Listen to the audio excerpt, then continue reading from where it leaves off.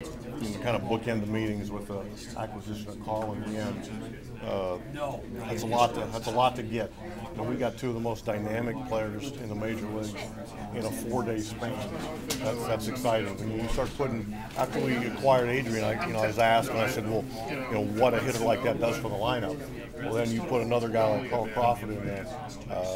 We're going to be a lot better. Our lineup should be really, really good. So the pressure's on again. What else is new? Well, if that's pressure, I think every manager in baseball would like to have that.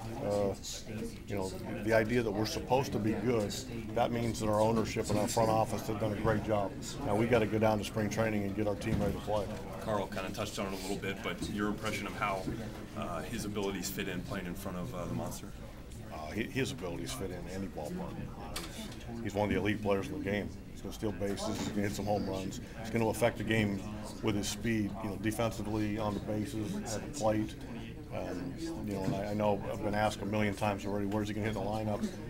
Those things will kind of shake themselves out. What I assured Carl was, don't do anything different. Whether you hit second, third, just play your game. That's why we got you. We don't need to start making adjustments. Terry, what kind of dynamic does he bring to this lineup that it didn't have the last couple of years? Well, and especially with Jacoby out last year, we didn't have a lot of stolen bases. When we had Jacoby healthy, it gave us a really different look. Now all of a sudden you get Jacoby and Carl Crawford possibly even hitting back to back. You're looking at over 100 stolen bases right there. So again, it gives us a lot of athleticism. All the things that we talked about with Carl over the years, all the headaches he brought. Well, now we'll talk about it kind of fondly. Go ahead, get on base, go ahead and run. Bother the other teams because it's a problem. You can't. If he's on base, he's going to steal bases, and that's what the hope is.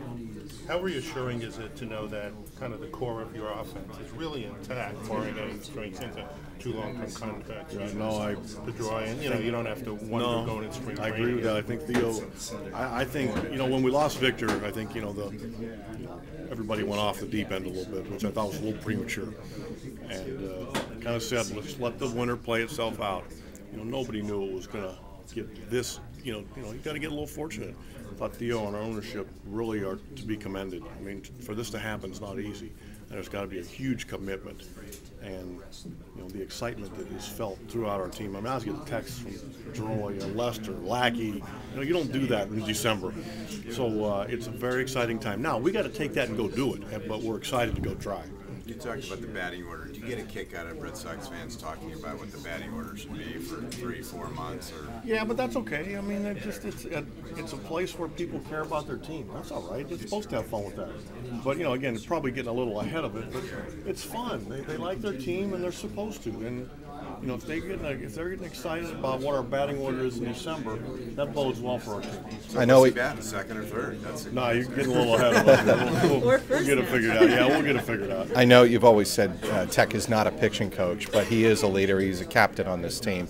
Without John Farrell, how much does it mean to have Tech coming back? Well, regardless of whether John was coming back or managing in Toronto, Kurt Young's going to be a good pitching coach. Tech brings a lot to our team.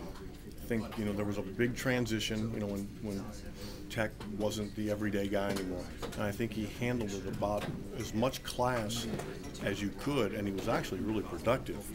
He got the broken bone, and it kind of derailed him for a while.